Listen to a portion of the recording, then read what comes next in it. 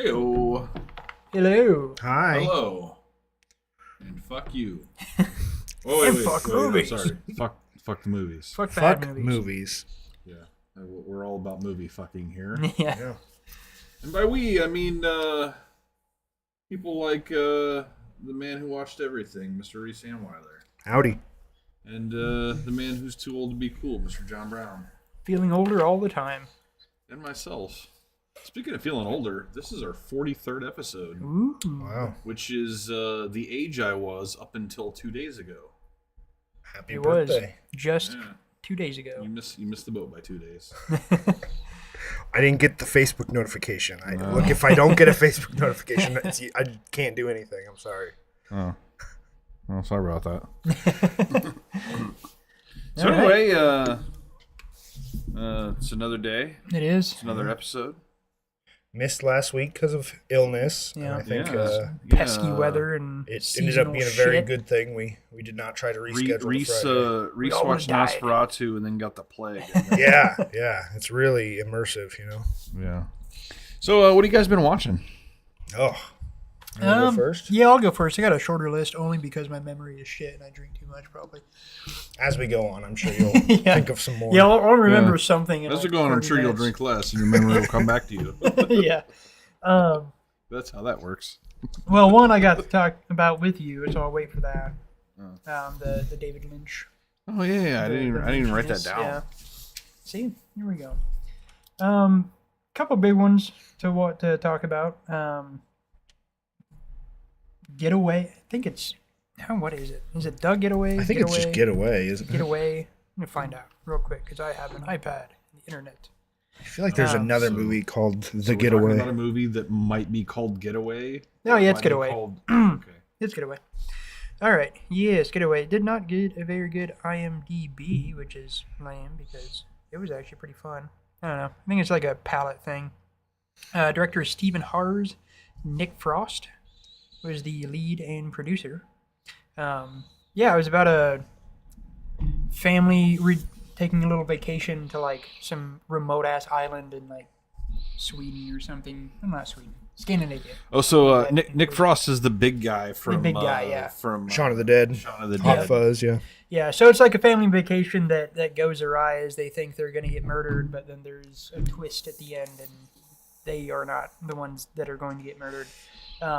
Did a really good job with kind of distraction, misdirection, while still foreshadowing. That was one cool thing in the movie. Like the characters doing some really weird things that it's like a family. They're presented to you as a family unit, you know, and like all the Scandinavians are like super aggressive and fucking hateful and like get off of our island. Yeah. But no, they do a really good job just kind of taking you one way, then bringing you back another way. Just a super fun movie, super fun romp, just violent, weird, hilarious.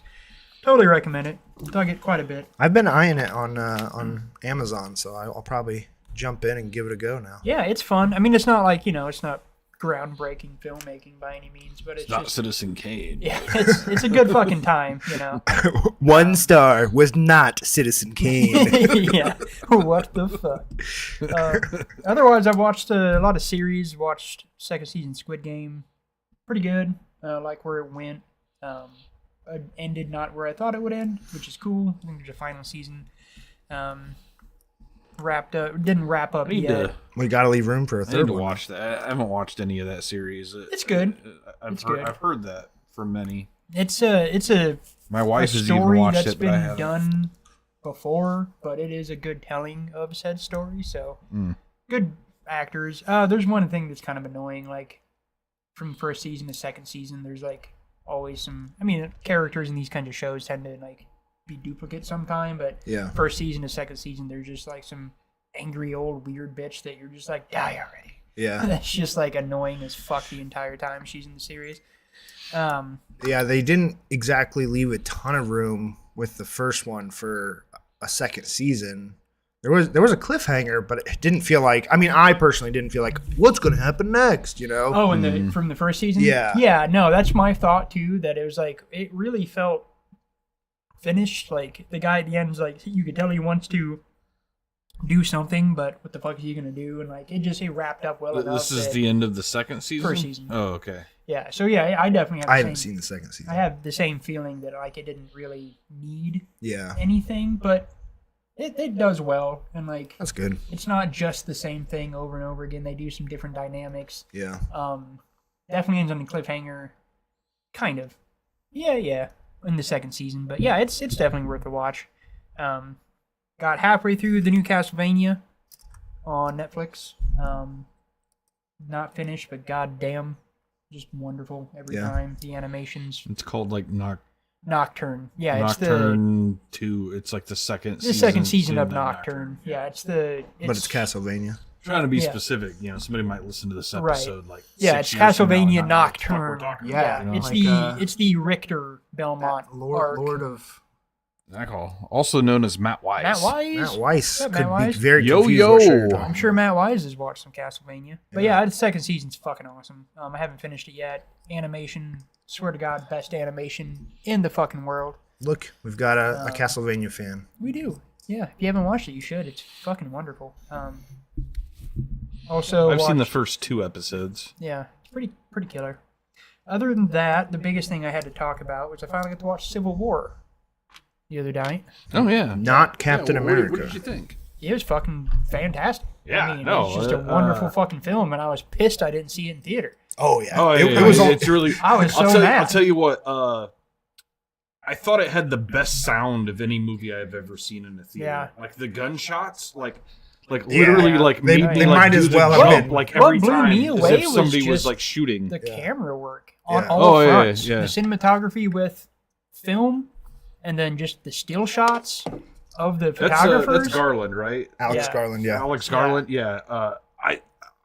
He's like quickly becoming one of my favorite Oh yeah, directors. no, Like, I was blown the fuck away. He's fucking good. His writing is good, and he's active. And Yeah. those are the 3 things. That He's really got a come new in. one coming out already this year. He like co-directed it. It's called Warfare. I don't know if either of you have seen the trailer for it. It's just it's not like sci-fi or anything. It's like takes place during like 2004, Iraq War. right. And it's the selling point, quote unquote, is that it's co-written and directed by an actual veteran of that war, and this is okay. like something he personally experienced. Cool. I mean, it looks So really. it's just a war movie. Yeah, it's just a war movie. Yeah, I don't no, know that if there's would- a catch to it or what, but or maybe it's more like this guy's Well, movie. And I hope that Garland I just hope helped that I get it watched made. the movie and the veteran like goes through a wormhole and ends up in like Yeah, the honestly. fucking World War I or Yeah. something, because don't know, that's not the Alex Garland I have come to love and No. I respect. don't hate that idea. I mean, I think that's It's pretty just cool. I think that It's if like he's fantasy and sci-fi shit is just like Yeah, unworldly right now. right, And- well, yeah, but I mean, with like Civil War, he kind of tapped into something else, and I can maybe imagine where that movie might go from a lot of like say Talk To and Tattoo on. A lot of that's from that conflict and in general, and like especially from that conflict, and a good amount of them are like it's kind of stupid. Yeah, the Yeah. only So I've heard some criticisms of World War or Civil War, and a buddy of mine was talking to me, and he's like, my friend was talking to me, and he said the movie sucked, and he's like, it didn't make any sense. Like, he's like, why were they there? And I'm like, and this is before my buddy had seen the movie, journalists. and I'm like, they're journalists, like that's what they do. yeah. And he's like, he didn't tell me that. Yeah. Yeah, I've heard criticisms of a movie like that, and it's like, oh, you didn't pay attention? Well, Yeah, I think maybe it's got kind of knocked because in the modern age, like there's just so much less of that. Like Yeah. war journalists used to be a big fucking deal. where Yeah, that's how yeah. you knew about what was happening. But now everything's just fucking Twitter posts and Well, social I mean, media and fucking like nonsense. So- 95% of Americans are solely uninterested, like completely uninterested in foreign wars and Yeah. stuff. So like, Yeah. it just doesn't make the headlines. Yeah, nobody gives a shit anymore. yeah. And I think that's just what it. But I thought it was a great capturing of what it meant to be. That. Yeah, the and dynamic with the super characters. like as far as just war movies go, it has to be like one of my favorites because it's done fantastically well. Yeah. No, it shows so much in the people, shows so much in just the nation, in the situation, the atmosphere. Like I was blown away. My first thought was like, how the fuck was this not more acclaimed than it was? Because this thing is amazing. I just my thought in walking out of the theater, I'm like, this should win a fucking Oscar for best sound. Yeah. Honestly. Yeah, Sound in the was theater, it was incredible. basically No, I was like trying to- firing guns. I was in the trying room to with you. convince Alicia to like, let's go downstairs and watch it. She's like, no, I want to sit up here. I'm like, The neighbor's gonna call the cops on you guys. Think you're damn it. shooting guns in your They have basement. a pseudo theater downstairs. Come on. Yeah. But yeah, so those are the big ones for me. I didn't have much. Well, I've watched some other stuff, but I've been. By the here, there, way, everywhere. off subject, but speaking of sound, my TV died. Oh, no. I went to. I was supposed to have a video That's the game date worst. with a buddy. We were gonna hang out on a Sunday and play some video games. We get to my house and the fucking TV is dead. That's tragic. And so our video game day started with us going to get me a new TV. Did you And, upgrade at least? I wouldn't say I upgraded. Well, I mean, like I upgraded in that I got a TV that's new as opposed to one that I bought like 5 years ago. So I guess that's always an upgrade. It's the same size. It might be like 2 inches bigger or something. But I will say Did you the go, sound, go for 4K? the sound. It's 4K. Yeah. The sound is incredible. My old one was 4K though too. The sound is incredible on this thing. Yeah. Like just the regular speaker sound is Yeah. absolutely incredible. Wow. That's cool. So that was nice. you can get a curved TV. It's like I like notch it up to two, which I know they all have their own like thing, but like I go up to like 2 and it's louder than what my other one was on like 33. Right. You know. Yeah. Nice. Wow. Yeah. It's crisp. It's clear. I love everything about it so far. Sweet. I know, man. It's the fucking worst. Yeah, no, it's a pain in the ass. Good thing good TVs are much cheaper than they used Yeah. to be. Yes. Yeah. Good friends too. Well, 'cause my especially buddy right now, was just there's a lot like, of hey, TV sets. I'll take this. Like, there's some place I guess that takes TVs in town that like recycles them, and he's like, They I'll probably take. just like flip a switch Yeah, and they, it's back he said to they normal. charge you like 10 cents per pound or something. And They he's like, charge you? Come Yeah, on. yeah. He said I'll take it for you if you want. And I'm like, man, It makes me think of. Do you guys watch F is for Family? Yeah, Yes, I've yeah. seen a little Yeah. bit of it. The episode when he fucking melts Frank's TV that he just got like back in the fucking 70s. Like Yeah. this TV that cost him like fucking a month's Oh, is savings. it with like a magnet or something? Yeah. Yeah, I remember Yeah. that. Yeah. Back in those days, losing a TV was a much bigger deal. Yeah. Now we're like, it's okay. You can get a decent TV for under $300. Yeah, no, good ones. I mean, Yeah, fuck, I Black got Friday, I a. saw like 54-inch TVs, flat screens for like $150. Like, Damn. Jesus. Yeah, this one was like 350 and it was 55 inch, I think. Something like that. So This is the perfect opportunity for you to move up to like a 90-inch. No, it is. I think really it's Molly. I don't think she wants like that kind of spectacle in our living room. Yeah. But I thought about it because like my buddy was just like, dude, I'll even mount it on your wall for you. I'm like, yeah, that's tempting. Yeah. But Yeah. That's a whole Next other time. thing. I chose not to. But hey, at least the sound is good. Yeah. Sound is important. That's is. I'm gonna It be really upgrading is. the garage setup soon, I think. Hell yeah. Gonna get some sub Yeah. voltage in there. It is a little bit hard to hear sometimes, and Yeah. you got a lot of space in that room. And I know. Working it a, out. a lonely sound bar. Yeah. Yeah. Yeah, so that Anyway, does it for me until we yeah. talk about the thing we watched together. I've been Take it watching away. some shit. Some shit. Surprisingly, not as much. Usually, when I'm sick, all I do is watch. I got movies. quite a few things. So. but Really? a decent amount. So I watched the new A24 comedy movie called Y2K. I thought that was a lot of fun.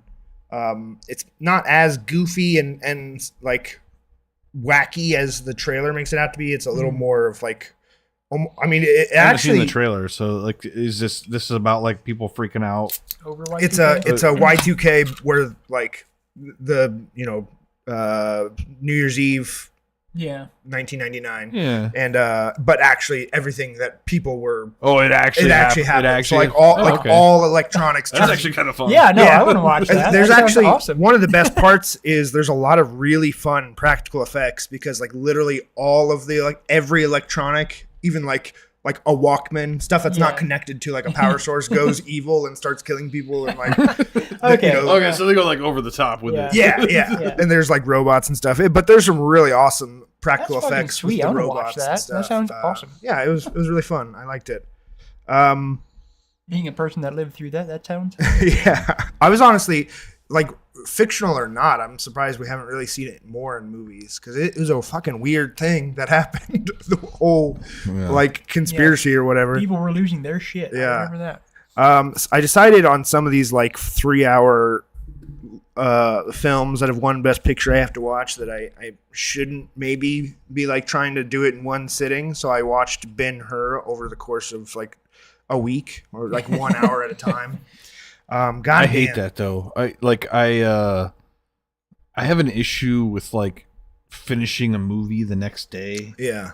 I feel like anytime I do that, I don't get a full feel for the movie. Yeah, it's definitely not ideal, and I wouldn't do it if a movie I really cared about. I get it with Ben-Hur because that movie's like Yeah. insanely long. Yeah. It's like 3.5 hours. Guys, have you seen Ben-fucking-Hur? I have not. It's- I can imagine. So I haven't. probably dry. I would not say It's that I've so seen boring. Ben-Hur, but I You probably have, know the story. Yeah. I have been in the room With her? with Ben-Hur you have been many a heard. time. So like basically, I've caught many a pieces, but I've never actually just sat down Yeah. and.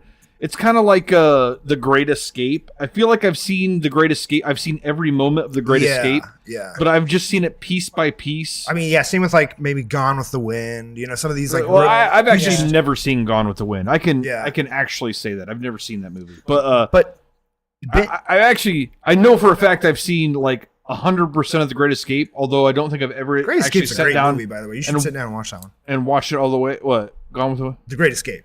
Oh, the Is it- that's how No, it actually is a great movie. Yeah. I love it, but I've never actually sat down and watched it all the way through. Yeah. It's always been like I pick it up halfway through, Yeah. or I walk into a room and my stepdad was watching. Like I never actually saw it from like beginning to end. Yeah. But no, I loved it. No, so Ben-Hur is literally like Bible fan fiction. It's like someone made up a character and inserted it into the Yeah. story of Jesus. Like, what? But what was this guy doing? It's actually hilarious that you mentioned that because I had this idea today. If I were ever to make a movie, I want to do like Jesus Christ as Rambo. yeah. That's what like I just want to do like Jesus Christ walking into a room and wasting a bunch of dudes with an AK-47. Yeah. Right. In like a fucking headband, you know. but it's like an action comedy, you Right. know. This is like if someone wrote a movie about what their original character was doing during the Battle of Hoth on Star Right. Wars. You Yeah, know, like yeah, it's not. It's not canon. I don't know, that's just fucking stupid to me that this movie won Best Picture and it's just about like a character random guy. in the Yeah. Bible that's not actually in the In the Bible. It's just so dumb. I do not get it. And also Charlton Heston playing a Jewish person. Like, I'm Charlton Heston. My name's Ben-Hur. I'm a Jew in Nazareth. Like, Yeah. He's wow. kind of overrated, I think. Yeah. Oh, yeah. See, there's because So he's not talented really at all to me. He's I think his best performance, and I'm serious about this when I say it, his best performance is a cameo role in Wayne's World. yeah. No, I agree 2. with that. Yeah. So Wayne's World 2 it might be Wayne's World 1. Yeah, I think it's the first one. Yeah. Yeah, in Wayne's World. Yeah. There's like a cameo role where like he's like doing the whole like graduate thing where he's like running to the altar to save the chick from marrying the wrong guy. Uh-huh. And he stops at a gas station to ask for directions, and like it's this old man at the gas station, and he's just like Wayne does like this a thing where he sad looks at story. the camera and he's like, I'm sorry, can we get a better actor here? Like this is depressing. And so like they bring in Charlton Heston to do the role, and like he like literally just spits out like the dialogue, and it's just like that's the best performance I've ever seen from him. Yeah. like Yeah. seriously. He's pretty like not good. Yeah, I don't recommend Ben-Hur. Obviously, like some of the filmmaking is impressive because like the scale and stuff is Yeah. like literally handling like thousands of extras and Right. giant sets and stuff. It's impressive. It's just not good or interesting. Right. I watched a newer kind of rom-com, not really rom, a comedy from a few years ago called Shithouse. It's like a coming of age college movie. It's a really interesting take on a college movie. Okay. I enjoyed that. I don't know if any of you have heard of this because it's not really playing huge in America because, okay, so there's a biopic out called Better Man, and it's about Robbie Williams, who is like a huge pop star, like Justin Bieber level of pop star in the UK, like literally never crossed over to America at all. So this movie is about him, but they take some like more interesting liberties and choices with it. Like Robbie is portrayed like one of the apes from Planet of the Apes. Okay. Like with visual effects, and it's honestly got some incredible visual effects. Like it got nominated at the Oscars. And so like I was like, it was playing in Fort Wayne. I had the day, and it's kind of interesting to actually see a music biopic where you know nothing about the musician. Sure. So I was like, let's try this out. And it was a really fun movie. It is a really by the numbers music biopic, but it has enough going for it that like it kept me interested. Okay. Like the visual effects were like really impressive. Interesting. I can't say I necessarily recommend it, but it was a fun time at the theater. Right. That's Better Man. Speaking of biopics, that'll come later, but I did get to see the Complete Unknown. Yes. Speaking of Timothée Chalamet, I watched a movie of his from a few years ago called Beautiful Boy. I've seen that one before, but didn't really know whether or not to pull the trigger. Yeah, it's Steve Carell, and then his son is Timothée Chalamet, who's like a major drug addict and dealing with like the worst drugs. It was fine, or the best. It was it was well made, but there was like 4 movies that came out in the span of like 2 years that were all about middle-aged people and their kid who's dealing with drug addiction. And right. And I think they're all based on epidemic true stories. And there was one with Julia Roberts. There was one with Glenn Close. Ugh. And I don't remember what the other one was, but it's like, I don't know. I mean, this literally was like the son kind of became a drug addict because he was like couldn't deal with like the pressures of going to college and stuff. I don't know. It just wasn't super interesting. Right. The performances were good, but that was about it for me. Yeah. So the movie we're talking about today, The Good, the Bad, and the Weird, the director has done one American movie, one English language movie, I suppose I should say, called The Last Stand with Arnold Schwarzenegger. It's from 2013. That sounds vaguely familiar. Yeah, and I thought this looked like a dumb action comedy. It is a dumb action comedy, and I had a hankering to just sit and watch a dumb action comedy, so I popped it on, and I don't know what happened here. Maybe it's like I assume studios. Arnold Schwarzenegger happened. Yeah. You got Arnie. I assume studios just see directors doing well overseas sometimes and then like, hey, throw some shit at them. Take some money. Give us a winner. And he's like, oh, that's more than I make over here. Yeah.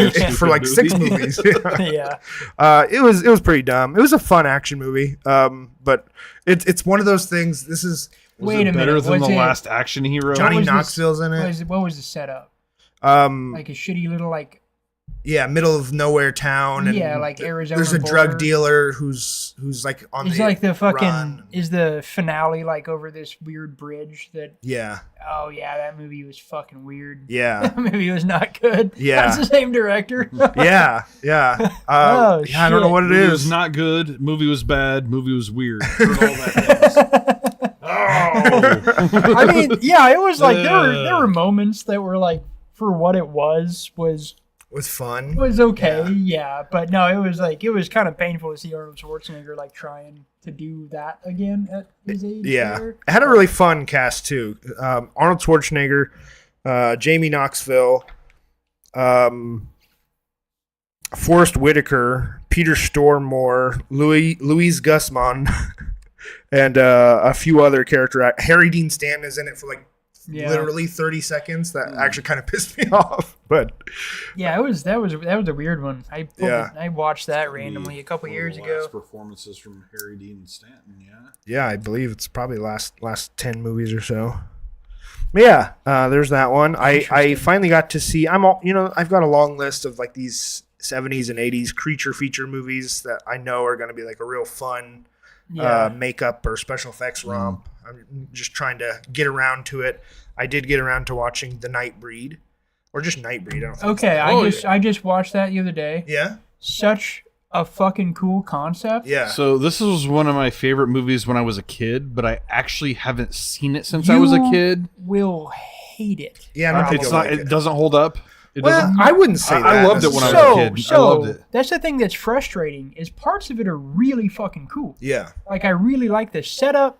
Actually, fucking who played the fucking Cronenberg played? Oh yeah. So the main villain is played by David David Cronenberg. Cronenberg. I had no idea. Yeah. Oh, wow. So that was Really, fucking cool. he was like the best part to me. He Yeah. was such a creepy character. Yeah, no, it has a lot going for it, and I really dug a lot of parts, but some of it just felt fucking lazy. Like, so all these creatures that exist underground, the set super dope, Mm-hmm. set underground super dope, but there's a point where it's just like, okay, they're literally just slapping shit on people's faces, Yeah. making them a creature, you know, Yeah. just to have like the volume of creatures necessary. Because some of them will have like their bodies covered in extra arms, and then another guy has like scratches on his face. Yeah, Like, no, it's kind of weird. Yeah. No, there's a lot to it, and it's like it leaves off at the end with like, okay, we're resetting our society. We're gonna venture out again and Yeah. make a new home. Like it'd be really cool to see this Yeah, as a series with like real effort. 'Cause, Yeah. like some of it felt really good, and then some of it felt like they just stopped giving a shit. there is some weird inconsistencies too, where like these are threatening monsters, and then they're all terrified at a bunch of people with guns, Well, and they so- and can't that's- die, but so- they're scared of being shot. Yeah, Like, well, that is, you know, part of that is just playing on like humanity and how awful we are, and like we killed, like the church made it, you know, hunted out all these night creatures yeah, for the sake of being the church and hunting out things they don't like, which is what the church does. And so like it drives home, and like there's plenty of cool things, but yeah, it was like, it frustrated me because I really enjoyed the concept a lot, but it like just like 2/3 delivered, yeah. kind of. Now I'll say, so I have like the 4K box set with like all the different versions and special Right. features. There is a director's cut that is like very different from the theatrical Okay. version. Not only does it have additional footage, but it recuts a lot of the footage and Oh, okay. actually changes I some could of the see that narrative. make a difference. Yeah, so Yeah, I maybe could I see that can make a lend big you difference. my Blu-ray and you can try Okay, the yeah, director's cut cool. and see what you think. No, it's a we it's might make that a Friday thing. I like literally it was one of my favorite movies when I was a kid. Yeah. I haven't seen it. no. since If was I probably, would have like, seen it when I 9 remembered years it, old like or I some shit. I remember seeing it, like man, I know this movie's fucking cool. I know I like this movie, and then I watched, and I'm like, fuck, I like a lot of it, but That does some of happen. it just pisses me off. Yeah. It is, some of them don't hold up, you know. And, Yeah. yeah, and there is quite a lot of like That's why I watch Gremlins every real- year, 'cause it always holds up. Yeah, Yeah. real cheesy 80s dialogue and acting and Yeah, stuff. But a lot of it I thought was there is. really fun. No, it is a fun movie, and there's lots there. I Yeah. definitely recommend people watch it, but it deserves.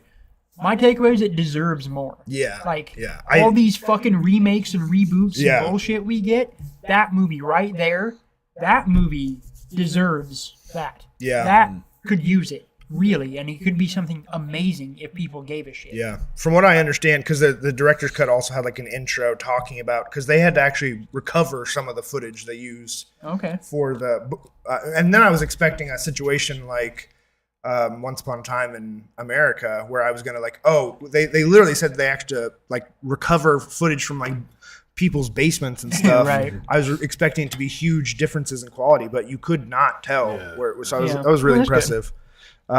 But yeah, and, from what I understand, it seemed like it had a shit ton of studio intervention. And Yeah. that's always a little. I remember I watched one of the Kurosawa movies.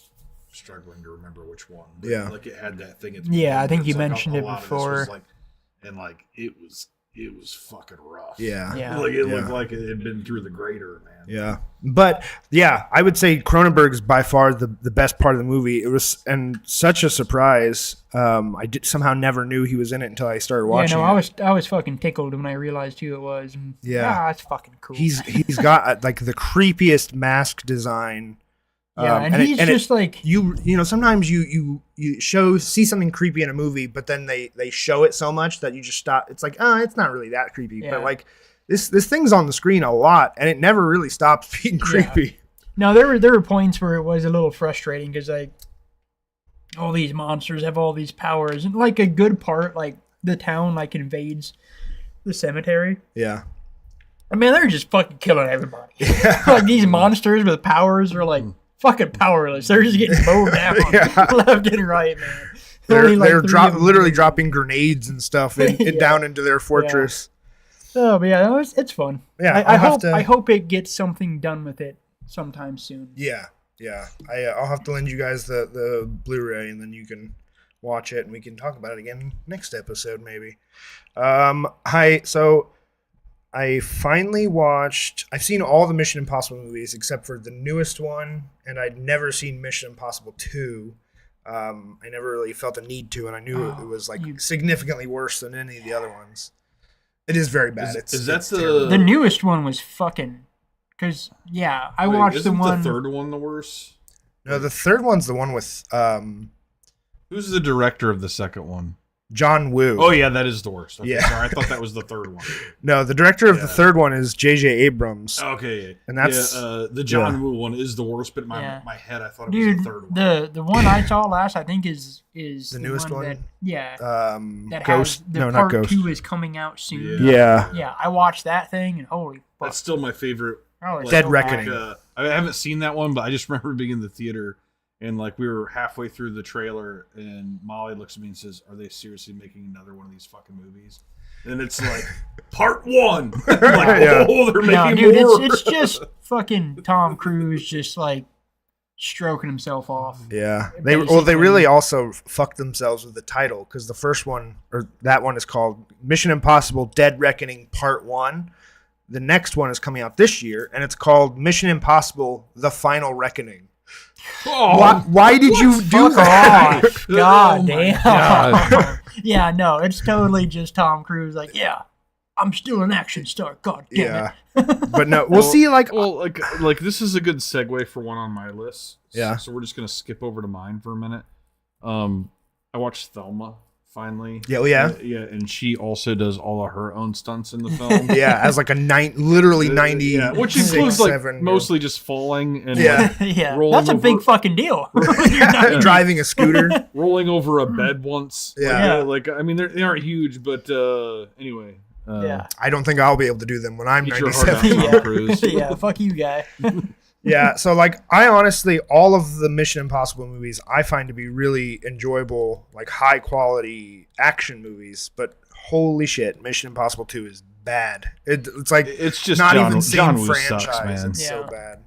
Yeah, that's the one. Like Metallica did the sound, like a song on the soundtrack, and like it's not even a good Metallica song, but it's probably the best part of the movie. Yeah. Every other song or every other scene has doves in it for some reason. The even the Mission Impossible like theme song is done by Limp Bizkit. Like seriously. So you get like the Limp Bizkit. It's like a very like rappy, like metalcore version of just the theme song. Yeah, like it's not good, dude. It's bad. It's bad. I watched another 80s fun, weird movie called Savage Dawn. Savage Dawn. Starring Lance Henriksen. Ooh, I love Lance Henriksen. And he's like bleach blonde in it. He looks like actually pretty badass in it. Seen that one. I love Lance Henriksen. I think he's an underrated actor. He's a great horror actor. Yeah. Movie is completely nondescript, nothing to write home about in any way. Just very the exact forgettable. Same shit, Yeah, just it's kind of like Mad Max with motorcycle gangs, but I think it actually doesn't take place in like an apocalypse there's scenario. Just so many of those fucking just things. At the beach. I think it's just like Nevada. No, that formula got so weird for a while because like there's Yeah. Yeah. There's so many variations of that just blur that line between what are we even doing here? Yeah. What is this? I bought the 4K Blu-ray of The Substance and finally got to watch that. I did forget to bring it today. I'm the only one that hasn't seen it. So that thing's fucking wild. Yeah, isn't it's a lot of fun. I was like it is wild. hooked the whole time. Like, so it's a horror movie, right? Yeah, Like, yes, technically straight it's a up. horror movie, and it got nominated for multiple Oscars. Yeah. It makes it like an anomaly because there are very few horror films that get nominated for Oscars. I actually checked the other day if you consider The Sixth Sense well, I was a gonna horror say movie, which I don't, but you could. there's then like Get Out. I know The Exorcist, The Exorcist. is got to be up there. I think Rosemary's Baby. Still haven't seen. That's pretty high on my watch list. That's a really good one. Silence of the Lambs, if you count that. I don't think not Silence that of the much. Lambs is a horror movie. Yeah, it's a thriller. I know it's a thriller, but if like if A lot of people do consider it a horror movie, yeah, but yeah. that's nonsense to me. If you look at every movie that's ever been nominated for an Oscar, I think it's somewhere around like 4,000, and 85 of those would be considered horror in some way. I looked. That It's actually ridiculous. seems high to me. Like, Well, I mean that's including like makeup, sound, sound. yeah, sure. Like, because I'm sure like you probably consider something like Pan's Labyrinth. It might get that, which horror. to me is more fantasy, really. Like The Witch got a couple nominations, The Lighthouse, but those were all like technical. It's the Witch I would consider a extremely few horror and probably, far but between. not The Lighthouse. The Lighthouse is more fantasy, probably. Yeah. But yeah, Substance. I would say because it's the kind of movie that's getting watched by a lot of people who wouldn't normally watch this kind of movie, and so you're getting a lot of those reactions of like, this is the weirdest movie you'll ever watch. What? And people who watch movies will watch it and go, oh, I've seen much weirder, but yes, it's a good movie. I watched David Lynch it's movies. pretty fucking so. it's wild. It's a wild movie. It's not that weird. It's more just like fucking wild. Brutal. Yeah, it's just intense. Yeah. Like, So it's varying degrees of intensity, just swinging back and forth, super fucking hard. Yeah. I like to give that kind of caveat of it's not gonna, in my opinion, it's not like one of the best movies ever made, but it is a really fun, it's really solid, very well made movie. Yeah, that's exactly what I took away too. Is like it's really fucking well done. Yeah, and it's just kind of a ride. But I'm not gonna say anything specific about like the finale. But I really wish I could have been like an extra in the filming of the finale because it's really wild and just very fun. No, everybody left that was just like fucking stoked to just be a part of what the fuck happened just then. So every once in a while I'll check on the movies that have been watched now by over a million people on Letterboxd.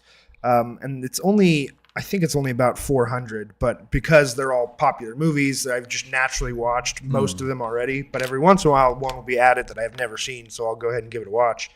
And Divergent was added recently to the 1 Million Watched Club, and damn, that movie sucks. Yeah, I was gonna say I don't think there's anything to get me to watch that shit. No, is that the first one? That's the first series? one. Yeah. Yeah. God damn, it's the most.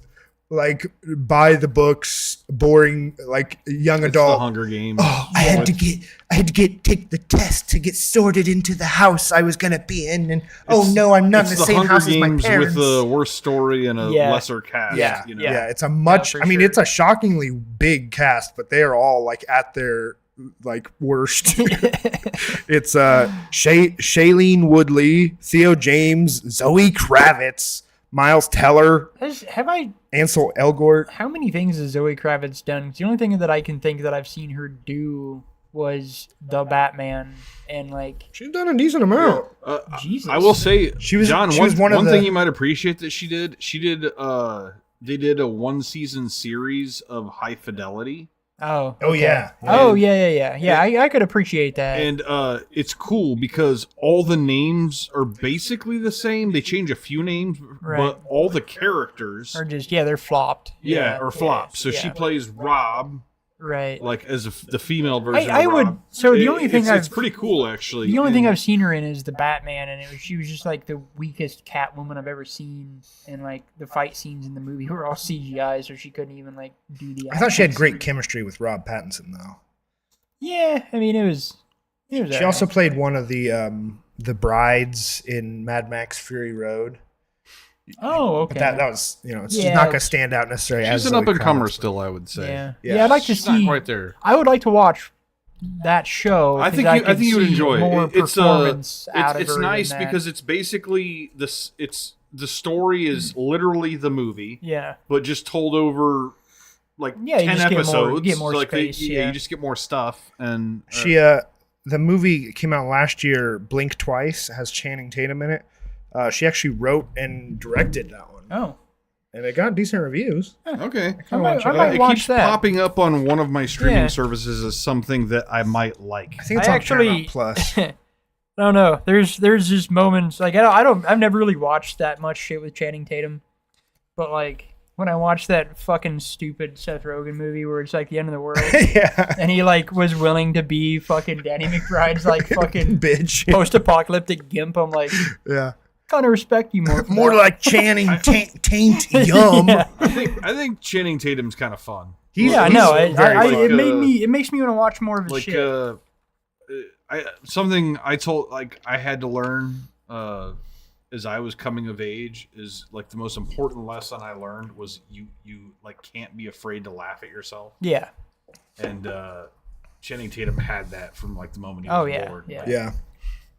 He is great in the Magic Mike movies, honestly. And if you've ever seen the movie Foxcatcher, he gives a really, really great. I haven't watched these Magic Mike movies, and it's like, what's the draw? As someone who's seen them, and like me knowing that it's like about like male strippers, like what's the draw for me? Yeah. To watch Have a movie you seen their must? No, I'm just kidding. Well.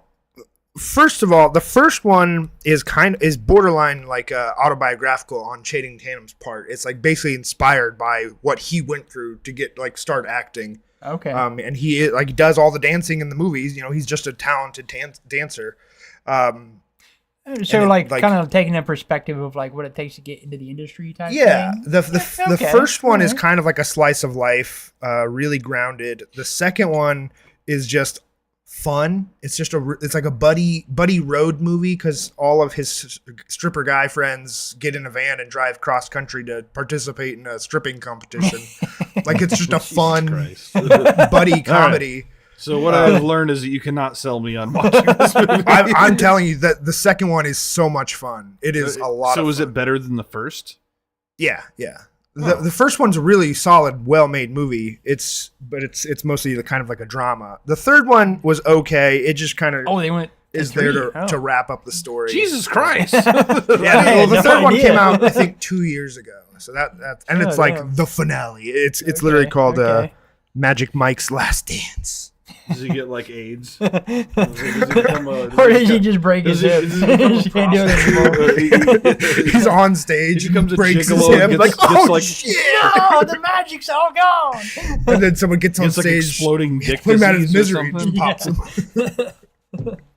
No, I love Channing Tatum. I think he's a great actor. Great performer. I think I'll watch that movie. Blink Twice. Actually, I guilty pleasure. The 21 Jump Street movies were actually really those are funny movies. They were fucking funny as hell.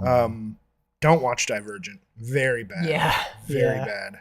I can't believe 1 million people have watched that. Yeah, I mean more than 1 million. That's just 1 million Letterboxd users. I did get to go to the theater and watch A Complete Unknown. That was very fun. It goes down real smooth, very enjoyable, entertaining movie. I guess I didn't realize it was like focused on just about a 10-year period of his life, like right at the beginning of his career. I thought that you have to do something. You should have got that with The Complete Unknown, the title kind of. Because like if you do his whole life, then all of a sudden he's not unknown. Yeah, he's not unknown at all. He's very popular. I mean, he seems like a pretty elusive character to this day. So, you have to. Obviously the music biopics that try to encompass their entire career are the ones I think that fail the worst because Yeah. it's like it's a lot to tell in 2 hours. You So know, especially for a character like Bob Dylan. Too. yeah, Like, this who's had motherfucker a is- lot of yeah, different dude, eras. He's so expansive. Like, I did really like Timothy's performance. I don't think he ever reaches Kate Blanchett's performance of Bob Dylan in the I'm Not There movie. I think she's still like the definitive Dylan. No, I don't think so. I think it's easy to say that just because she's a woman playing the part, but I think he became Bob Dylan. I thought the voice for was me, was great, and the physical performance. But I just think And then you got the music too, dude. He fucking he killed performs it in the music. He's great. I thought he was great. I do think Edward Norton was kind of the standout performance to me. Edward Norton plays Pete Seeger, and like the person I was watching the movie with, like it's like turned to me and like, that is Edward Norton, right? And we were like halfway through the movie. Right. Like, you had to keep reminding yourself this was Edward Right. Norton because he just disappears. right. I thought he was fantastic. All around, great performances. I do not think it was the best movie of last year, like Dustin, but that's because I'm not as I big haven't of seen a all of them. Dylan fan. I mean, I think Nosferatu and Dune 2 were far superior movies. But You take your popcorn flicks. It's Nosferatu Dune's not really wasn't a standout for me. Like, it popcorn was a flick. good movie, but like it's like it's arguable whether or not it was better than Bram Stoker's Dracula. You know, like I mean, we had that Yeah. debate. I don't know where I stand on that debate. So I don't know. I don't think it was a standout for me. Like I thought Nosferatu was good. I thought and I love his films. I don't know if I could say it was the best film I saw. I know for a fact I can say it wasn't the best film I saw last year. So well, I don't think it was I- the best. I think Dune 2 is still the best movie I saw last year. yeah, But even Civil War, I mean, I don't think I would put Complete Unknown in my top 10 I'm still last year. fucking really high on Romulus myself, but that's just the fucking aliener in me, I Yeah, guess. But yeah. I thought mean, that movie sci-fi. was I'm just immaculate. always a sucker for sci-fi. yeah. Romulus was really good. I don't think there's anything wrong with that. Yeah. On my Another list. movie, and so the last few years I've slowed down on watching every single movie that gets nominated for best or for an Oscar, just because a lot of them aren't really worth my time, and I don't want to put the effort into Did you say finding this them. is a smaller list? This is- Oh, it's just we're talking about everything. Yeah. But another movie that joined the Million Watched Club was an Oscar-nominated movie from last year I skipped called Society of Snow. You watched it already, right? Yeah. Society of the Snow. Yeah. It is, the same exact story as Alive, but I Just will in say different language. it's like infinitely better Right. made. yeah. It's a fantastic, the production is incredible. The plane crash scene is like terrifying and painful. It But- doesn't really if you've seen Alive. Yeah, it doesn't add You've seen anything the besides like performances and Yeah. and Just the technical more- elements. facts, I guess. Yeah, and it's like people. Because I'm sorry, what country? It's like I want to say Argentina, but that's not right. I don't know. Uruguayan. Yeah. So so the problem is in Alive, they're it's a true story. So they're all playing Uruguayans and but it's all American dudes. Yeah, it's just playing white guys Uruguayans. speaking Yeah. English. The fact that it's South Americans playing Uruguayans just really adds to the. Oh yeah, no, you know, and to that the shit whole does. thing. That makes Yeah, a big difference. yeah. man. Really solid performances. It is the kind of movie that I don't normally have really any interest in because it's kind of just watching people die for Yeah, 2.5 hours. yeah, It's yeah. brutal. And I even watching, I'm like, I don't know. Do these movies need to exist? Do people get something out of this by just watching someone die for 2.5 Yeah, dude, hours? Faces of People Death love sells. watching people die. I mean, It's the whole point. I mean that's like half of Yeah. why horror is even a thing. Yeah. It's we just But like that's watching people fun, die. That's like therapeutic. Right. Just watching somebody starve to death while Yeah, cutting yeah, to, no, that's- Dude, that's to real pieces horror their right best there. friend. That's that is- real horror. That is a big difference. I all I can think is I wouldn't do this. I would just die. I would let myself die. I would say, guys, you can eat me. I do not have an interest in eating any of you. Yeah. So please enjoy my kidney or whatever. But I'm out. Keep me fresh. Yeah. And then last thing I watched just today, I watched Stop or My Mom Will Shoot. Oh my geez. god, dude. That's a bad movie. It's bad. Yeah, this is what I was expecting going into Rhinestone. Yeah. This is bad. This is Rhinestone is infinitely better. I love Rhinestone. I'm chasing that Rhinestone high. Yeah. But no, yeah, this is just dumb. Real dumb. Yeah, so that's what I watched. All right. Well, I got a few. I also watched the first few episodes of Neon Genesis Evangelion, and I don't know if I've ever been so hooked on an anime show. You'll be so disappointed. Like, they fuck that up so bad. Like, Have you finished it though? Because like they've made a new movie a couple years ago that like ends the story. yeah, well, what they did was like rewrite the ending because the ending was so fucking bad. Yeah. Like, it's Hard to just come back from that. it's just so like, it's such a good anime. The artwork is Yeah. fucking amazing. The animation is beautiful. Like, it's fucking cool. Yeah. But when you get further and further, dude, the main character, like, God, fuck him. Yeah. Fuck him. He's I'm such a excited. piece of shit. I'm excited. The first two No. episodes are incredible. There's a lot. The animation like rivals like Akira, and it's a TV show. It's insane. It is Akira level animation. For Yeah, sure. No, yeah. it's a hell of a thing to watch. It's fun to watch, but brace yourself to be really annoyed. But so that's the thing. They like fucking rehashed it. They're like, oh, we shit the bed. Now we have to do this. So it seems like we shit the bed less. But dude, the ending is like a total just weird shit the bed moment. It's fucking weird too. Yeah. I know it's a weird show. Yeah. No, it's good though. You should watch it, but just be prepared. You'll be Okay. annoyed to some degree, probably. All right. So, as mentioned earlier, I finally watched Thelma, and it has been very high on my watch list for a while, ever since Reese brought it up on this podcast here. It totally lived Yeah, up. I It's really one of the need best to films. watch that. It's one of the best films of 2024. I know, it's crazy. Absolutely fantastic. It's so funny. All the performances are great. John, if you haven't seen it yet, you need a watching partner. I'm glad they rewatched Thelma. Yeah, with no, you. I definitely am gonna watch I mean, that. watch it with your family. Yeah, watch it with your It's not family. like a boring movie yeah. by any means. You know, it's fun. It's just a lot of fun. Where'd you watch it? What's it streaming on?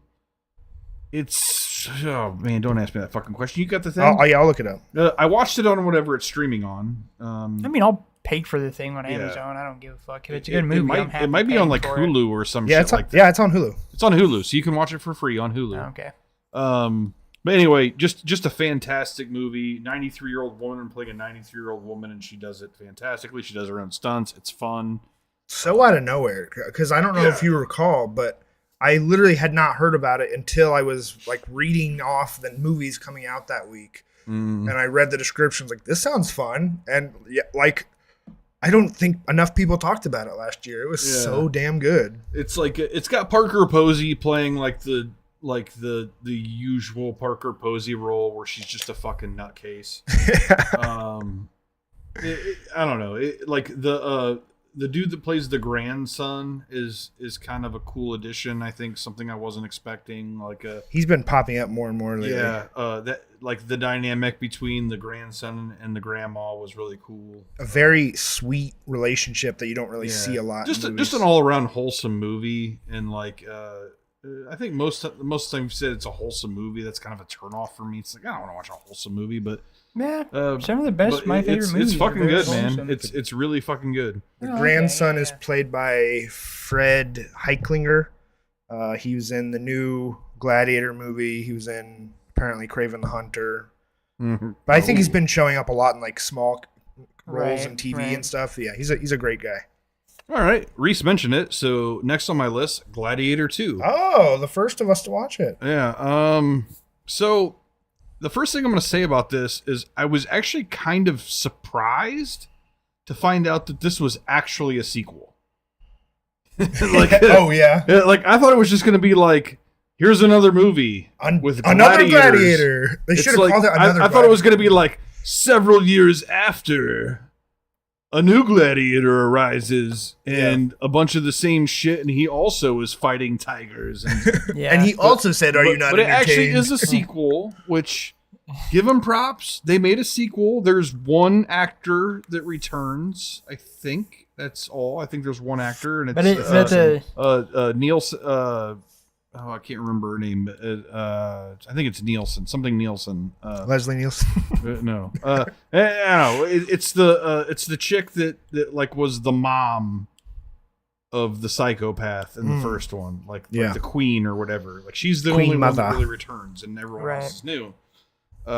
It's fine. Is the scenario basically the same scenario? It's not exactly the same scenario, but it's enough of the same scenario. Yeah, that's what like, I thought. But it has sharks. But the thing is, I don't want to say that though. I don't want to say that it's the same scenario because it's not. Because if I say it's the same scenario, then what you're going to say is the reason it's not great is because it's the same, and that's not the reason it's not great.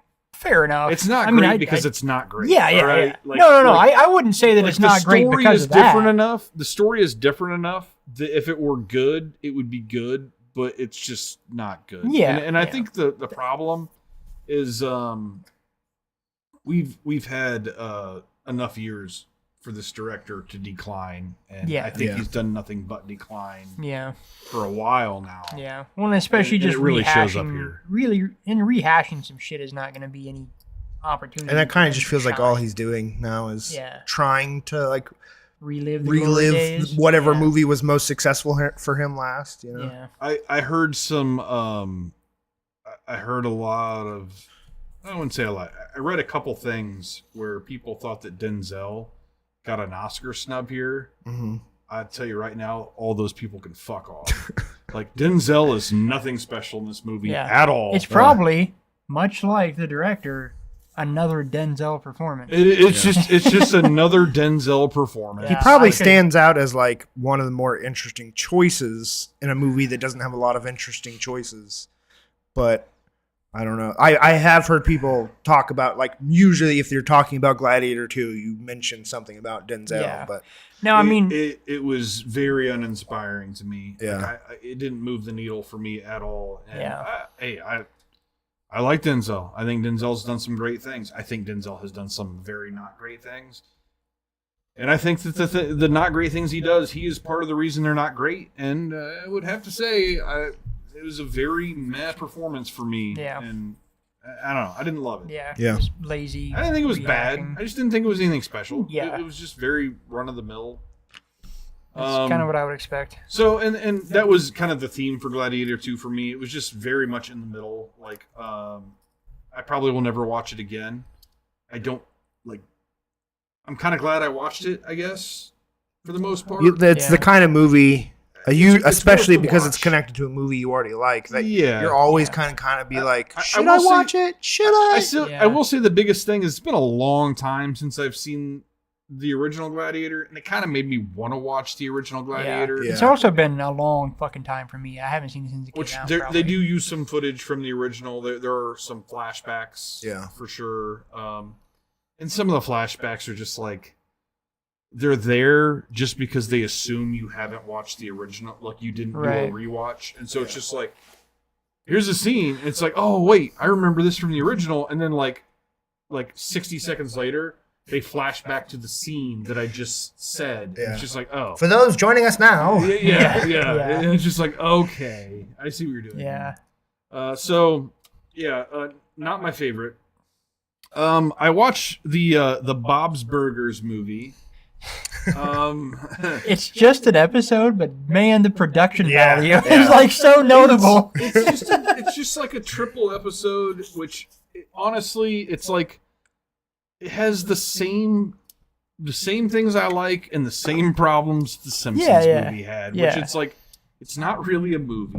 No, like, it's not. enjoyable because Bob's Burgers is enjoyable, but it's not really a movie. It's just a triple episode of Bob's Burgers. The only thing after watching that for me that I took away was just like the fucking production value is so much better. Like the animation was better. I actually thought it was distracting. I actually thought that the production value like being how much better it was. I actually thought that the production value being better actually took away from the Bob's Burgers experience. I can see that. So it's something. Not a great one for me, but I love the series. Dude, not as yeah. big a fan of the movie. I saw Smile, and so I wanted to watch a horror movie. I had a day off, and the wife wasn't around, and it's hard to get her to watch a horror movie. And Reese had made the point at one point that he watched Smile 2, and after watching Smile 2, he loved it and you said something along the lines of, you have no reason to watch Smile 1. I didn't feel like I had any reason. You I have feel since watched it, but And I don't think you need to. I remember being very befuddled by that remark, and I was just like, well, okay, well, I'm going to watch those movies, and I'm going to watch them in the right order because, that's how I am. And so I watched the first one, and I know that the second one has much more acclaim. Yeah. Just looking at IMDb scores and Letterboxd scores and shit like that. Smile, not good. It's Smile is to horror as Gladiator 2 is to sequels. Yeah. It's just run of the mill. It's just kind of there. It's not bringing anything necessarily new to the table except for real flashy Yeah. imagery, It kind of reminded me of the American remake of The Ring. It kind The of Ring, Yeah. It kind of gave me those kind of a vibes where that's what they were going for. But instead of creepy hair, it's creepy smile. But I did watch the a American horror- Ring is actually significantly better than the Japanese Ring, I think. But yeah, I understand exactly what you mean. Yeah. Well, I don't know. I don't know that it's necessarily better. I've seen both. The thing that I think is better in the American remake is the actual video that they watch. Oh yeah. The video is creepier. I don't know that the actual movie is better, but I think the movie feels better because the video is so much creepier. Yeah. So I don't know. That was just my take on the ring. I have But anyway, seen both the Japanese and American The Grudge. I thought the Japanese one was slightly better, but I thought they were actually both pretty dumb. yeah. Yeah, So I watched yeah. The Grudge and had no it was so bad that I just had I don't care. Yeah. I'm walking away now. Yeah. I Yeah. don't need to watch what this was based off of. I'm sure it was terrible also. Yeah. So anyway, Smile. speaking of all these bad horror movies, there's one that I actually really enjoyed. So I watched the 2020. Wait, so you have not yet watched Smile 2, right? I've not seen Smile 2. Okay, no. okay. But I watched Smile 1, so I'm on my way. Yeah, It'll yeah. probably be 6 months before I get there. But I watched The Invisible Man, the 2020 remake with. It's more like a reimagining, I would say. Yeah. With honestly. Elizabeth Moss. Yeah. I'm a huge fan of hers. She mostly does series. She was in Mad Men. She was in Handmaid's Tale. Handmaid's Tale. Really, really like her. She's awesome in this film. I love this film. I actually, I don't know. I was probably whatever the average rating is. It was above that for me. Yeah. Just a really kind of eerie, suspenseful feeling film. I was on the edge of my seat the entire time I was watching Yeah, I'd it. like to rewatch it again because I don't have super strong memory. I know I watched it, but I don't. It deserves in my mind to rewatch for me. Yeah. It was just all the vibes for me. This film. Well, it's so nice to take a remake because it's only technically a remake and basically in name only, yeah. but and actually use the premise of the story and the world to do something completely original and new. It's why don't more people do this? Yeah, it's kind of like The Invisible Man meets Hollow One. Yeah, But, Hollow Man. Yeah, or Hollow Man, yeah. Yeah. And neither of those things are great, but Yeah. when you take the best parts of both, there's actually a movie there. Yeah. And Yeah. I feel like that's kind of the way that they attacked it in the writing, and actually centered on the victim instead of the shitty guy. yes, Yeah. exactly. And the whole time they're kind of giving you some doubt, is she just fucking crazy? yeah. Or is there actually an invisible man fucking Right. with her life? You Yeah. know, they put that seed of doubt in there, which is really cool. yeah. So those are the things I watched, other than the thing that I watched with John Brown that we will talk about together. Yeah. We did it on Friday night. We do the thing that we do on Friday night, which is we have dinner. We usually have too many beers, and then we do something that's Yeah. we kind of just play it by ear. Yeah. let the alcohol do the thinking. Friday Night Adventures. And we decided that we got this projection screen, and David Lynch just died, so let's watch a David Lynch movie. Yeah. And so we watched Mulholland Drive. And rewatch for me, first watch for John first Brown. watch for me, yeah. Weird fucking guy, David Lynch. Yeah. Just a fucking weirdo. It was just a really cool. Which I think maybe what makes his stuff so weird is just so much of it's just like it just drops you in moments. Yeah. And you're just like flailing around like, what the fuck is this moment? What's happening here? Okay, we're catching up, and you're just like always catching up, and it's always just you don't really know what anything is or where anything's going, but you just get lost in the telling of the moment. And I thought this film was a great example of just that. Like, it's getting lost in this moment with these characters. And it doesn't need to be really about anything or going anywhere. Just a fucking fun, heartfelt, personal experience that doesn't need to make any sense. You know?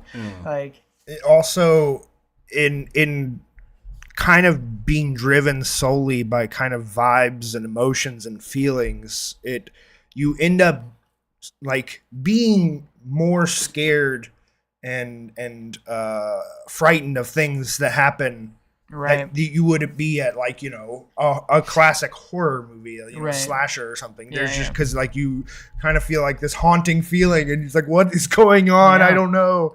Yeah. So for anyone who's never really seen like many David Lynch films, or if you've never seen Mulholland Drive and you're thinking about watching it, I will just say that David Lynch is a fucking weirdo, and he like kind of directs most of his, like, he writes and directs the films that he has written and directed as kind of like the viewpoint of a weirdo, and he makes storylines that are impossible to follow because they jump around. It's like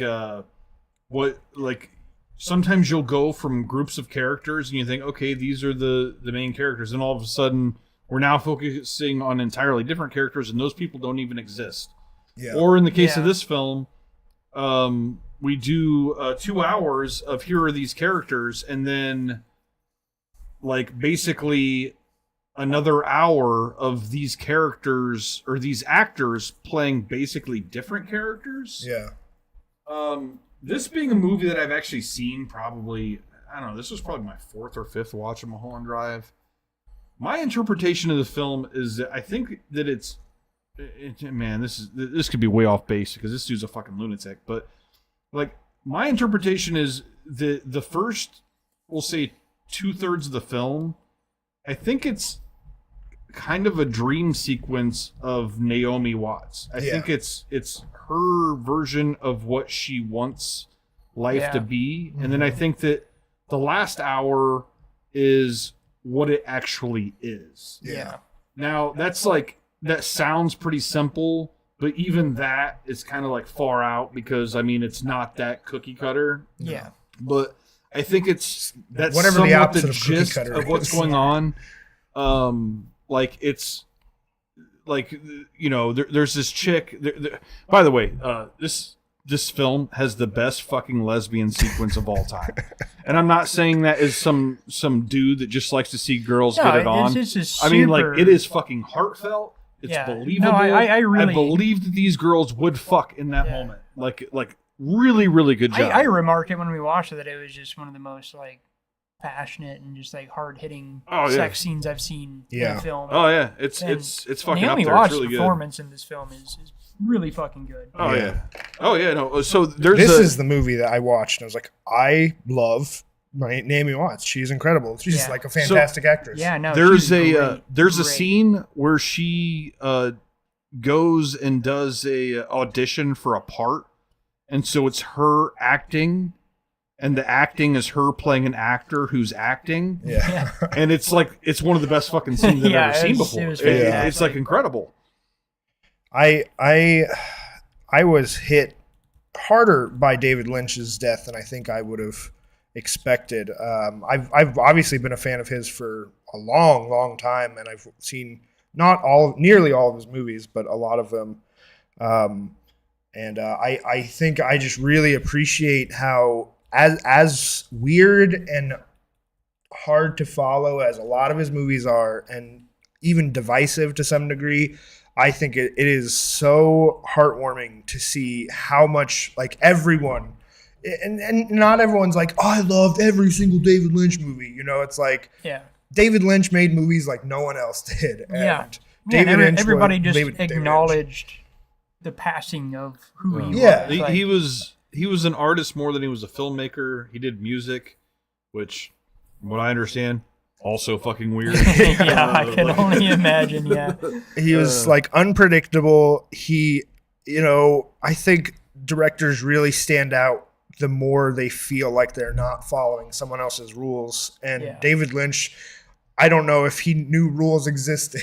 You Yeah, know? for sure. Yeah, he's I will say the one thing that's different about him is he made a lot of incredible films, but for me, The Love is Twin Peaks. Yeah. That series is probably it's one of the most defining pieces of art in my lifetime. Like, Yeah. it's one that affected me the most, and so I'm always going to cherish that. Yeah. And we have all started to kind of rewatch it piece by piece together, everybody on this podcast, and kind of getting to relive it, and it's a lot of fun. Yeah. And, Oh, absolutely. So rest in peace, David Lynch, and thank you for giving us Mulholland Drive. I think we're going to try to we're going to do Lost Highway, I think, sometime soon. Yeah. Maybe I'm hoping to either watch Inland Empire or Lost Highway very soon. If you guys have you wanna seen watch- either? those are the basically besides the Twin Peaks Fire Walk with Me, the only movies of his I've not seen are Lost Highway, Wild at Heart, and Inland Empire. Yeah, Wild at Heart is one that's high on my list. Is 'cause Yeah. I've come to really enjoy Nicolas Cage more than I ever did before. Appreciate what he's doing. and I would love sometimes, to see him in a David Lynch film. So Yeah. that one's high on me. I But own most of his movies on Blu-ray. I assume they're probably all on the Criterion channel. But if you guys, Right now, They I think aren't they- all, but most Yeah. the of ones them you are. want to, basically. Yeah. Yeah. But if you need a way to watch any of those movies, I own most of them. So Yeah, and I'm definitely going to give Mulholland Drive another watch on my own too. Yeah. I just want to rewatch it and get two in. I also think I think it's the stupidest thing if you go on YouTube and search like literally any movie you can think of, ending explained.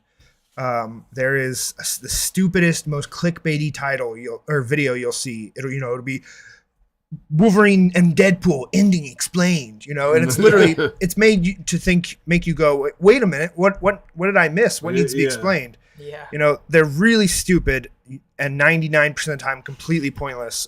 But every once in a while, I do think it's a really good thing and like a learning thing to like actually Google and read a couple articles or plot synopsis of like what the fuck happened Right, in a movie yeah. I just watched. You will like learn things about the movie that you totally missed or these are personal stories or even not even local stories if you're talking about like foreign Right. films that like sometimes you do need things explained to you. You're Yeah. missing context or something. Yeah. It doesn't hurt to like actually try and figure out more of what a movie Right, meant.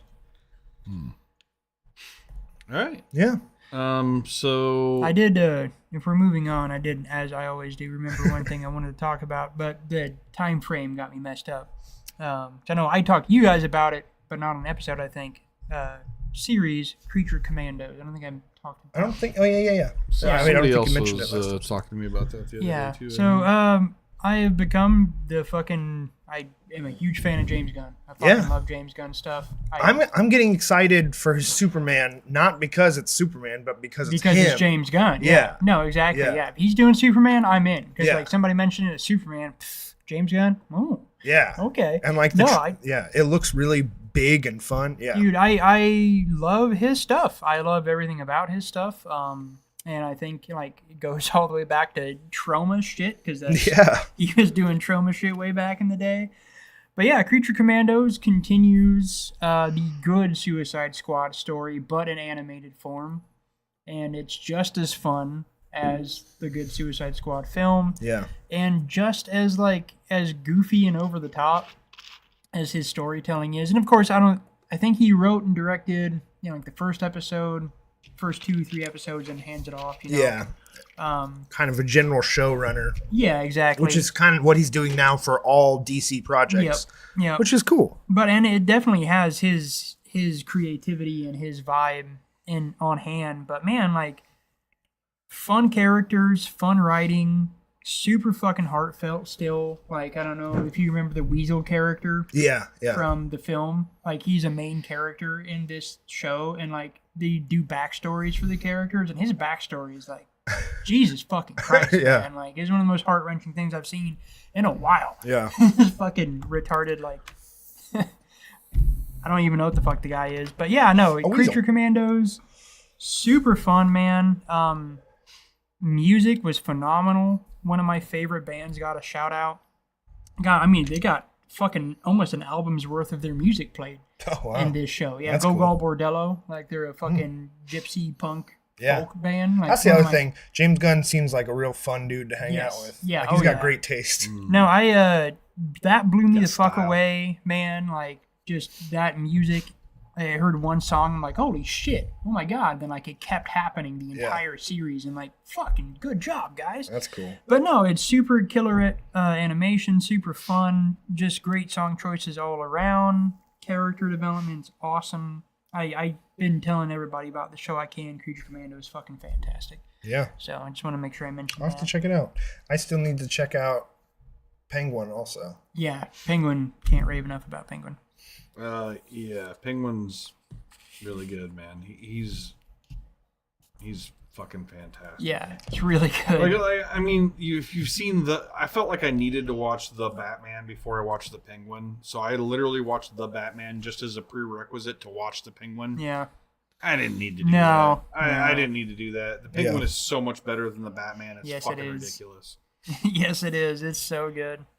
Anyway. Moving on. So I don't know if you want to talk about the Oscars at all. We don't have to if you guys don't want to, but we can do a yeah, go for it. I have a headline that it's very relevant to this podcast. Cineverse to bring Legendary's The Toxic Avenger to theaters in 2025. Yeah, fucking finally. With unrated wide release. Nice. So it does not yet have a release date, but it will be this year. It's finally happening. It looks like late 2025. That might have to be a fuck this movie field trip. I'd be down, dude. I'd be down. I'm super. I'll definitely stay on top of it. Looking for the release date. I know it could be. It says wide release, but that does not inherently mean play in Warsaw. Yes. But I would guess. No, this sounds like a Friday we go to Fort Wayne. Yeah, it sounds almost certain. I would think it's going to play. That definitely is a thing that I'm more than down to do. This has to happen. So I'm so curious about this thing. We will keep everyone updated on that because that is. We know you're all clamoring for. Yeah, but that's why you all check in every week. We know. Look, Matt checked out so long ago because we did not mention Toxic Avenger. Okay, so Friday, I think it was, the Oscar nominations came out. They were supposed to come out much earlier in the month, but because of the wildfires in California, a lot of stuff got delayed. Lame excuse. Yeah, Come on. You can't put out a fire to read off some movie titles. So here are, obviously, I'm not going to read off everything, but a lot of these are of interest to us, so I will just read the categories you guys want to hear. Do the main ones. Yeah, the Best Picture nominations are Anora, which I did get to see in theaters. It's a very good movie. The Brutalist, which, again, I feel like we need to talk about. The Brutalist is a new A24 drama.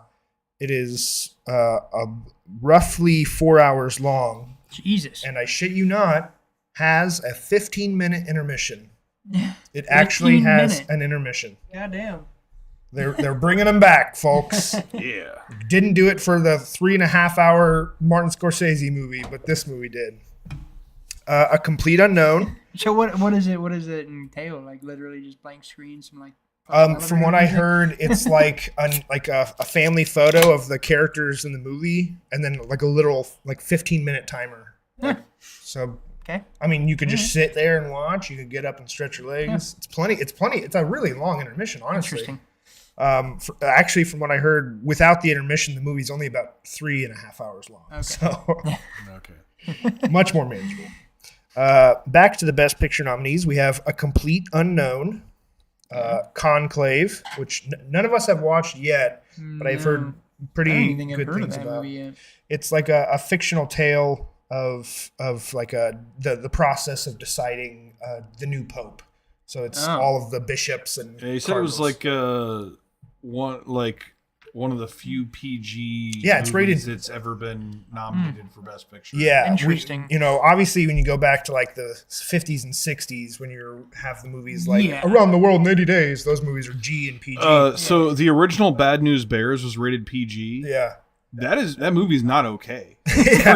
Like, Well, they didn't. Kids should not be watching that. film. I don't remember the year exactly, but it wasn't until I believe Indiana Jones and the Temple of Doom until the PG-13 rating came around. Before that, it was G, PG, and R. So when you go back some of those like Yeah. 70s Yeah. and 80s movies, Oh yeah, no, they're it's like people like full on F-bombs or like half a tit. Yeah, out. Yeah, the it's Bad all News PG, Bears, the yeah. original Bad News Bears, like they never said the word fuck, and so I think it got PG instead of R. Yeah. But there's so many like racial slurs. All the slurs, I'm sure. But I mean, just in piles, just in piles, and nonchalantly. You know, it's like that is not okay. But yes, if Conclave were to win Best Picture, it would be the first movie since Driving Miss Daisy that is not rated PG-13 or R to win Best the Picture. selection of I don't a think it's pope, gonna win. huh? Yeah, that seems. That movie sounds boring as fuck, man. I I just mean it's just like nonstop dialogue, basically, of like really fantastic actors. I've heard really good things. I have not seen it. I caught it on sale. Yeah, for like my $10. interest is piqued. I will watch that at some point. I'm not Yeah. interested at all. Like this sounds like something that Reese would be in that would make me watch. No, because I don't think it's actually that critical of the Catholic Bro, Church. I watch more clergy Right, movies yeah. because you forced me to than I've watched on my own. Yeah, it's probably Sorry, pretty sorry, cool. you don't have religious trauma, Dustin.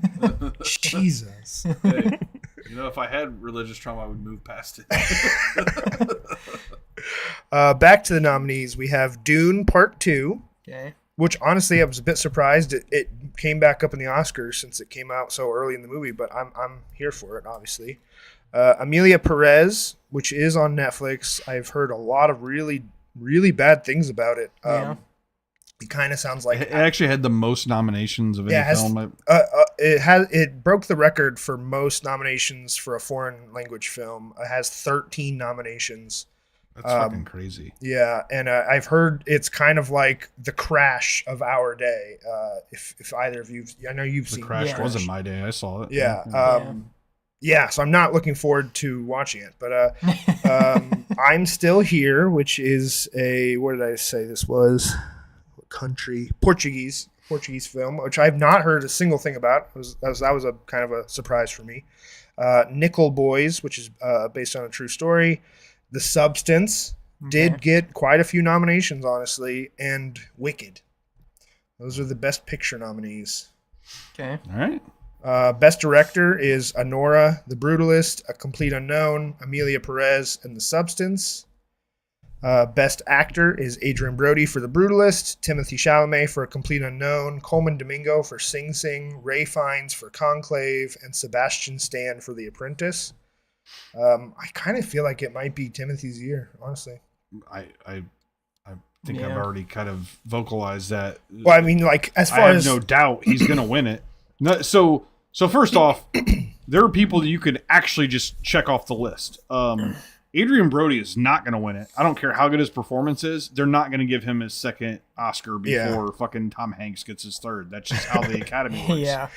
and Ray Fiennes probably already has one too, right? He already has one too, so they're not going to give him his second before Tom Hanks has his third. Like they literally work that way, you know. Like that's how it works. So, I would think it's gonna be either Timothy Chalamet or Coleman Domingo, but obviously Timothy Chalamet feels a lot more likely. Best Actress, we have Cynthia Erivo for Wicked, Carla Sofia Gascon for Amelia Perez, Mikey Madsen for Anora, Demi Moore for The Substance, which has to be like there can't be more than Was five Demi, you're the only horror like, performances that have been You guys nominated. have seen it, right? Yeah. You've Yeah. seen that? Yes. Like, is she Is it an award-winning performance from Demi Well, Moore? Good. It's good. It's a great Good. performance. Yeah. Again, I just Where don't. the fuck has she been the last 20 years? I don't know. I think she did a mini series Yeah. about a cult or something. I don't know.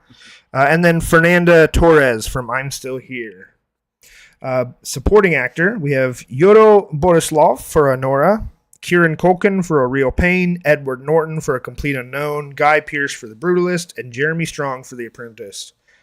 Honestly, that feels like a gimme to Edward Norton. I Yeah. feel like it's really not going to be a competition.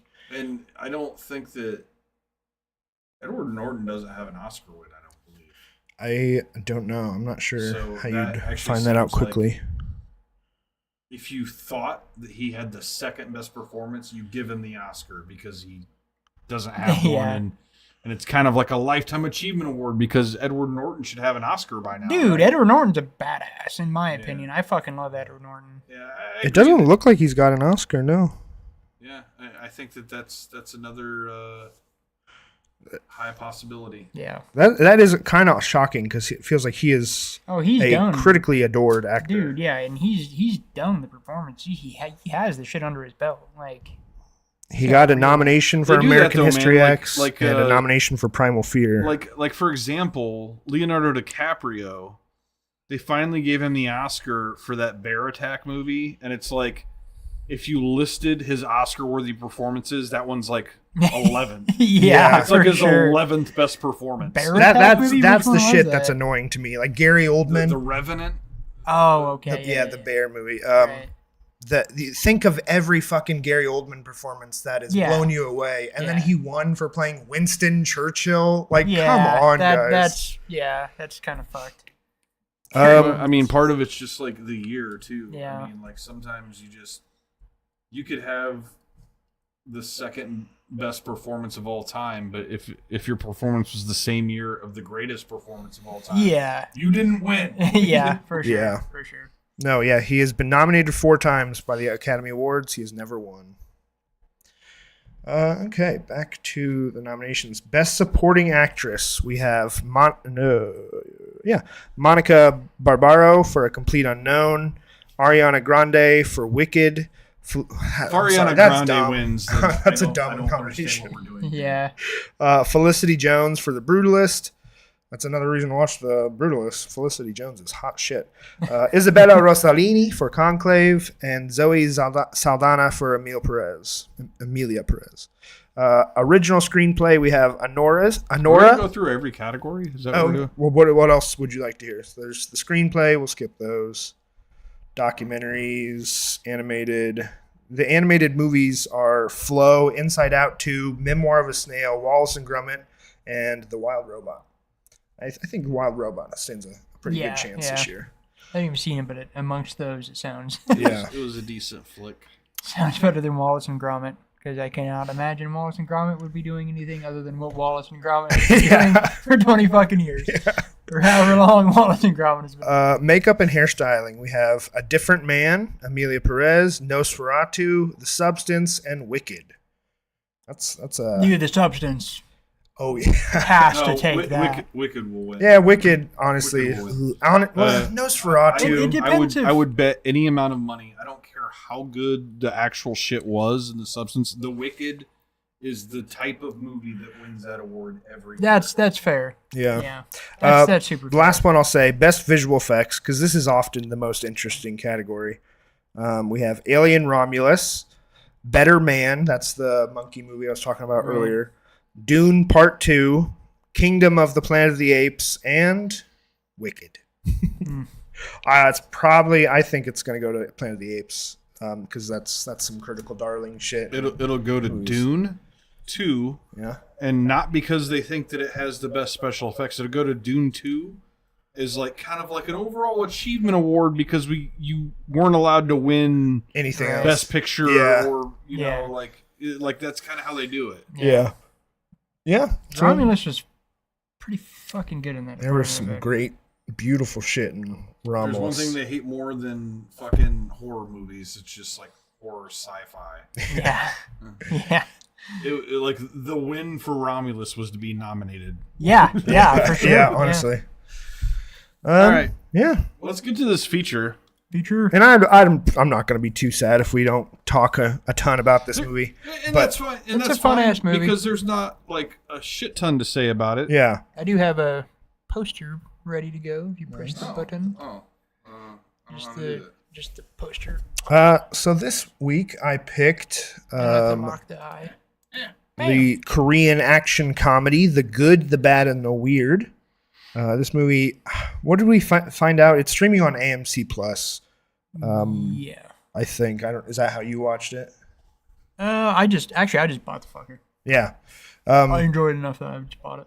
So let's go On read Amazon. the letterbox description. In order to watch it for the podcast, I had to agree to a 7-day trial to some weird ass streaming service I'd never heard of, and then I had to cancel said thing. It wasn't even AMC. It was some weird. It wasn't just AMC. Yeah, AMC. I wouldn't have been allowed to do minus. that because I've had AMC, so they would make me do the full month. Right. Yeah. It was like I don't even fucking. It was like the independent film channel add-on to AMC. Oh yeah. Well, I think it was IFC. Yeah. So 2008, directed by Kim Ji-woon, the story of 3 Korean outlaws in 1930s Manchuria and their dealings with the Japanese army and Chinese and Russian bandits. The good, a bounty hunter, the bad, a hitman, and the weird, a thief, battle the army of the bandits in a race to use a treasure map to uncover the riches of legend. And the tagline is, 1 map, 3 villains, winner takes all. Serviceable. Yeah, serviceable. But yeah, this movie, I think I watched it roughly the time it came out in 2008, probably 2009. That was my first watch. Yeah.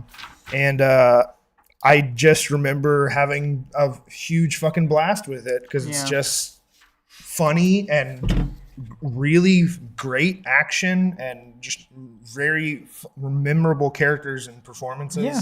Yeah, no, I had the same memory from when it came out, and on the rewatch, I had the exact same experience. Just a goddamn good time.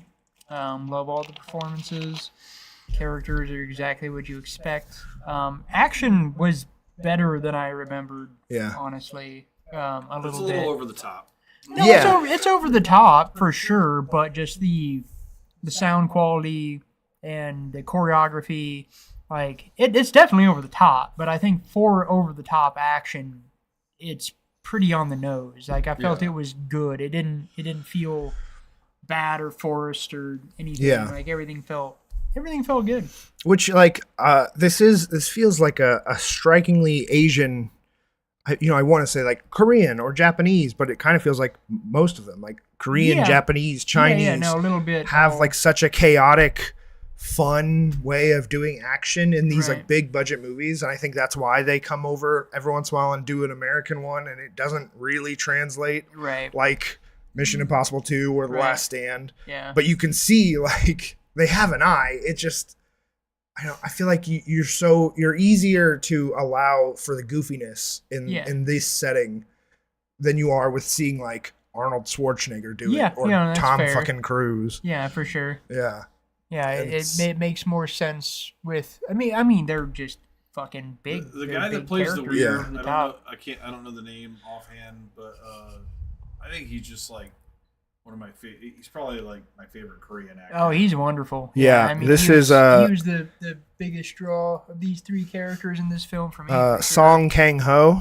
And this is like he's probably got at this point. Well, I guess we have some American-speaking Korean actors, but this is a very recognizable actor if you watch any Korean movie. He's in Parasite, Memories of Murder. He is in Snowpiercer, The Host, Sympathy for Mr. Vengeance, Thirst, Lady Vengeance. He's an incredible actor. Such a memorable face. Yeah. And Always memorable Yeah. performance too. I mean, he just fucking kills it. None of the characters, he's very like they're all very different. Yeah, I mean, this is a very over the top, super actiony, shoot 'em up, fun movie. But it like you get exactly what you're presented, and there's just not really. I don't know. I can't think of anything. not a lot of really. surprises, I guess. But yeah, I it's now been quite a while since I've seen The Good, the Bad, and the Ugly, and I was hoping to rewatch it before this because it is not in any way, I would say, a remake of The Good, the Bad, and the Ugly. Oh no, because The Good, the Bad, and the Ugly isn't that exciting. Yeah. Like, Yeah. it's kind of a boring movie. I think the most it borrows I love it, but it's kind of a boring movie. from The Good, the Bad, and the Ugly is like the final standoff at the end with Right. the three of them in the circle. There's like some imagery that's taken directly from that. Right. But other than that, it's a completely different movie. Yeah. I think they just like the sound of the title. I will honestly. say, though, even though I just kind of called The Good, the Bad, and the Ugly a boring movie, even though I love it,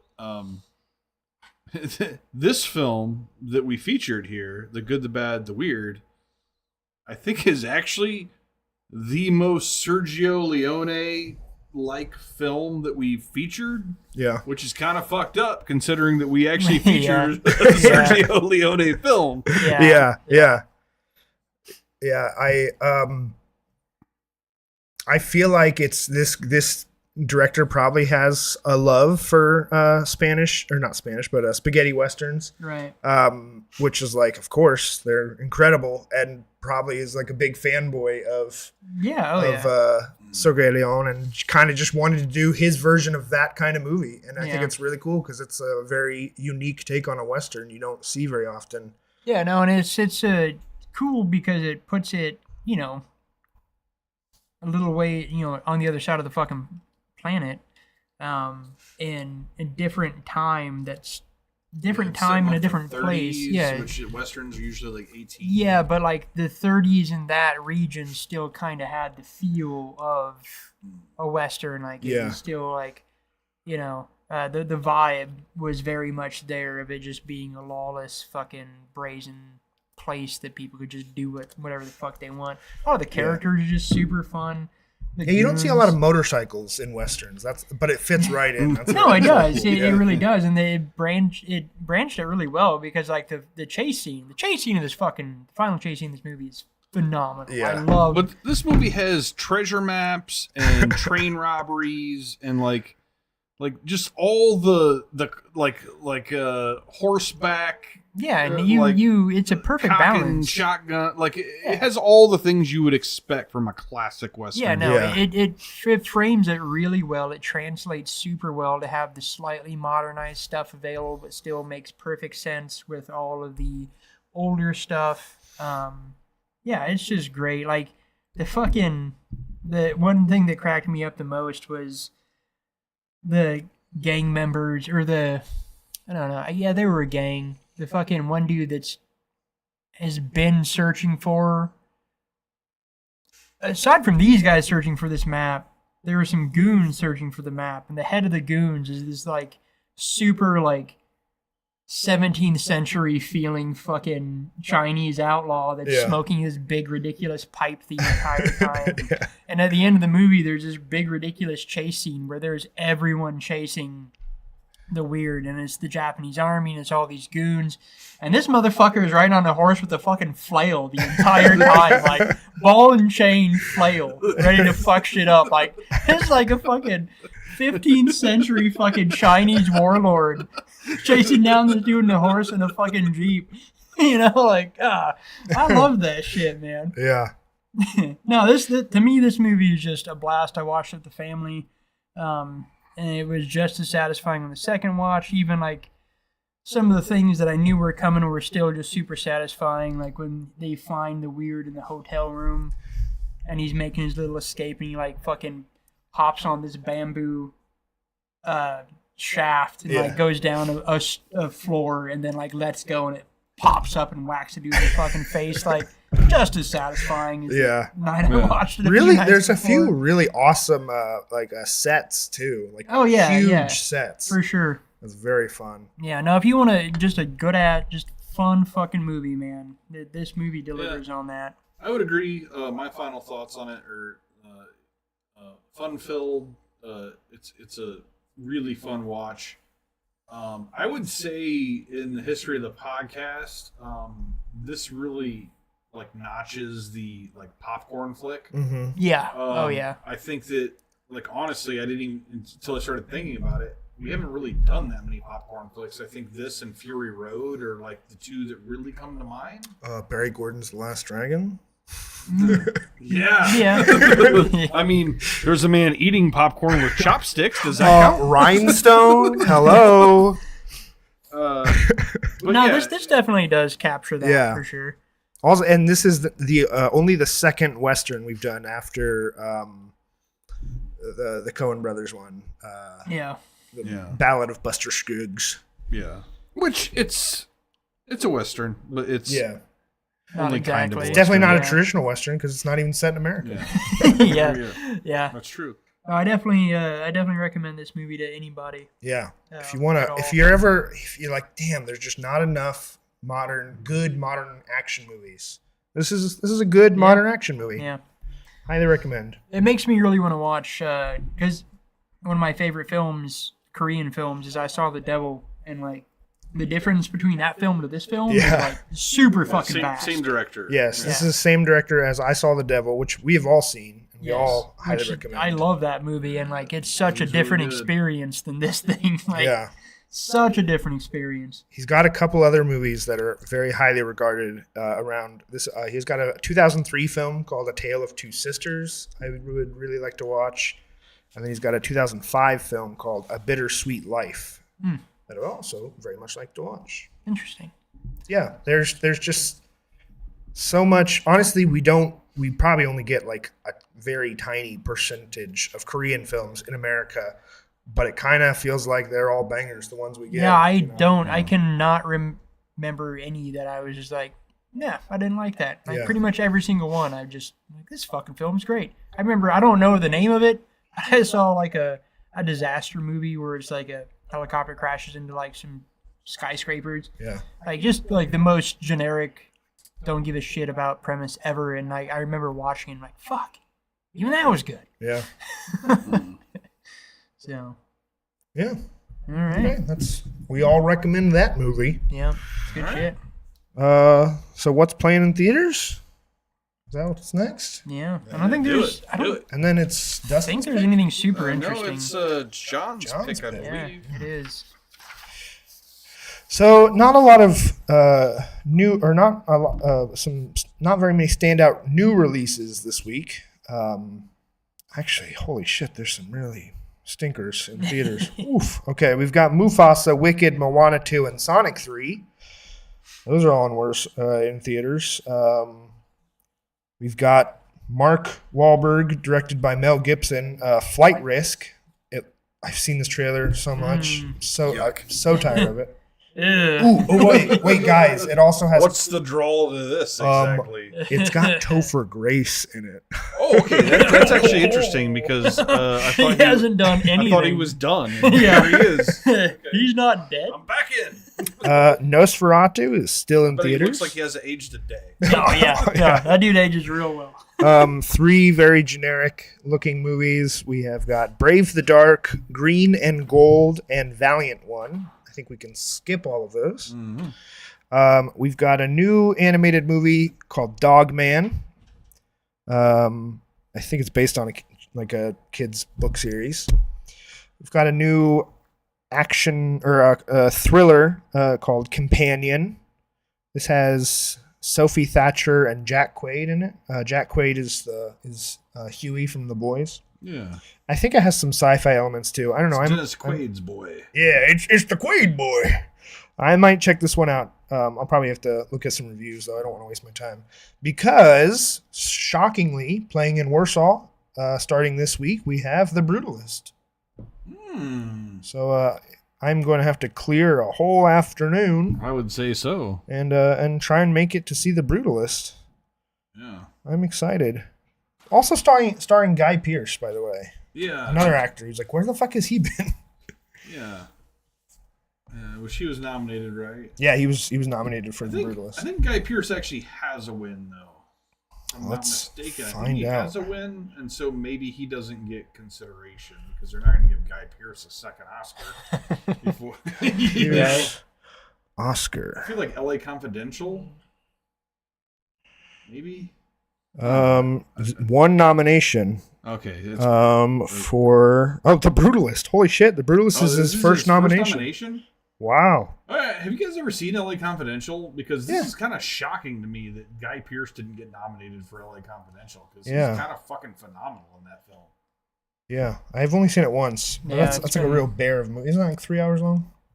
No, it's not. That's a crazy cast, though. That's No, it's a great cast. I Spacey. actually really enjoy the movie. I think it's really good. Yeah. Okay, All right. John. Are we up to the pick? Yeah, Up to the pick. This is- Good Thing. pick. All right. I had been waffling on some things, but I think I want to pick something that I've seen very long time ago. Always regarded as one of my favorite films. One of the first introductions for me to independent film. Watched it on IFC back in high school. Requiem for a Dream Oh boy. is my pick.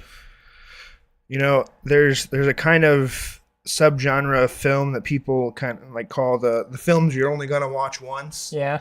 There's like Schindler's List. Yeah. And Yeah. I got this is one of those movies. I got a that people pension. go It's like Dogville. Yeah, I got a pension for these yeah, movies. yeah. So you know, there's Well, some watch it once. We're gonna watch it again. Oh yeah, Jennifer Connelly ass to ass in this movie. Have you seen Requiem for a I have Dream? seen Requiem for Yeah. a Dream. Yeah, It's been a while. It's the same. I saw it when it like came out. Yeah, Yeah. it's been a long Yeah. fucking time, so um I want to confirm that Looks it's as like good it's- as I remember. It's got Might- Jared Leto. might in it, be which on is Prime Video. always like a bad omen for your film. So I fucking totally didn't realize that, and like when someone mentioned that, or when I came across it somehow that Jared Leto was in it, and I do not like Jared Leto at all. It's the best thing he's ever done. Has to be, but I was like, it made mean, me it's doubt. the- Like, is this a good movie? Like, I don't even know now. It is a good movie.